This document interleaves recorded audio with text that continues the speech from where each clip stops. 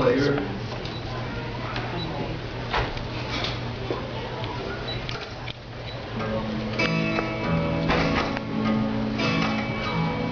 I don't think there's anybody in the world that hasn't seen the movie The Wizard of Oz. I was a friend of the man who wrote the lyrics to the song. All the songs in that great movie. His name was Yip Harburg. Yip was a nickname. He got the nickname, he was always climbing trees as a kid, and his family, a Jewish family, called him Squirrel in Yiddish, which is Yipsel. And so he became Yip Harburg the rest of his life. He was born only about 3 or 4 years after Irving Berlin, but whereas Berlin had to go and shake a can on the street for a blind beggar so his family could eat, because his father didn't have a job. But Yip's father had a job, so Yip stayed in school, got good marks, went on to high school, went on to City College, and then went into business. But he hated business. But a friend of his was Ira Gershwin, the brother of George, the composer. And Ira once said, "Yip, you're always writing verses. I bet you could make a living writing lyrics for songs." As Yip said later, "I left the fantasies of business for the realities of songwriting." The crash came a year later. And one of his first hit songs was Buddy, Can You Spare a Dime? He wrote also It's Only a Paper Moon. He got different musicians to write the lyrics. In 1938, he and the composer Harold Arlen got this plum of a job to write songs for a musical version of The Wizard of Oz. And when the two of them sat down to start their work, Yip says, "Harold, get me a melody for the phrase over the rainbow." And Arlen said, "There's no rainbow in The Wizard of Oz. I've read the script." Yip says, "I'm putting it in." I told you he was kind of an independent lefty. He knew the rainbow is a worldwide symbol of people getting along together. You know, the old spiritual, God gave Noah the rainbow sign, no more water or fire next time.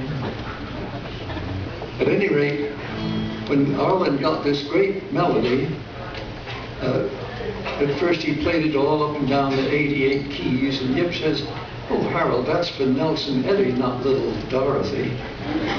Arlen's face turned white. His collaborator had turned down his great melody. Well, they both knew Ira Gershwin. They woke him up, it was midnight, said, "Ira, you gotta come over and help us." And Ira came over at midnight. He says, "Harold, play it a little faster, get a little more rhythm." "Oh, now I see it," says Yip. "Yes."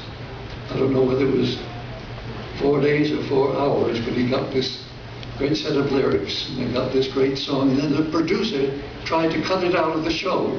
Said it slows up the opening. The two men went on a 2-man strike.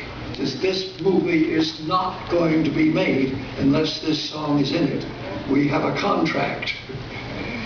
And finally Louis B. Mayer says, "Oh, let the boys have their song. Let's get rolling." It was costing hundreds of thousands of dollars, if not more, just to sets, extras, costumes, lighting, all set up, and nothing was happening. And of course, it's this song which brings back the movie for revival every few years. I'll give you the words if you don't know them. Somewhere over the rainbow. Here we go.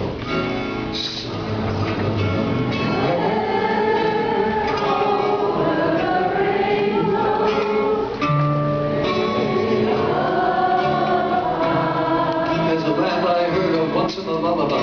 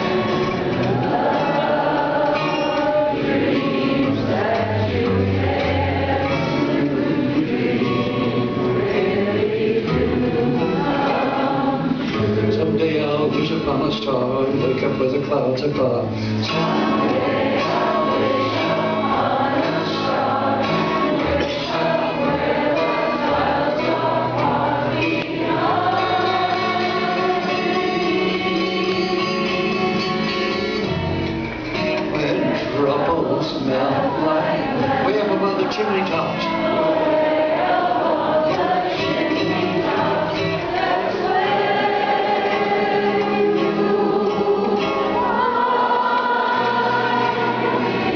Somewhere over the rainbow.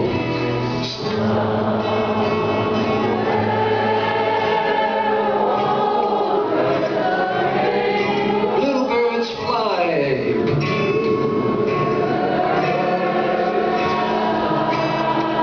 Birds fly over the rainbow. Why now, why can't I?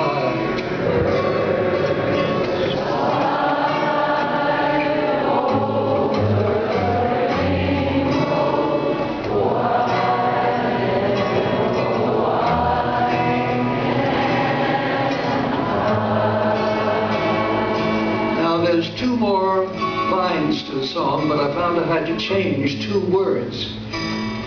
Somewhere up there I can hear Yip saying, "Pete, you can putz around with your old folk songs, but don't you touch the rainbow, please." Yep, wherever you are, I got to change two words. Because if I'd been there when little Dorothy says, "Why can't I?" I'd tell her why she can't. Dorothy, you know why you can't? It's because you only ask for yourself. You gotta ask for everybody. Because either we're all gonna make it over that rainbow, or nobody's gonna make it. So sing, "Plucky little bluebirds fly beyond the rainbow. Why can't you?" Here we go. Yeah.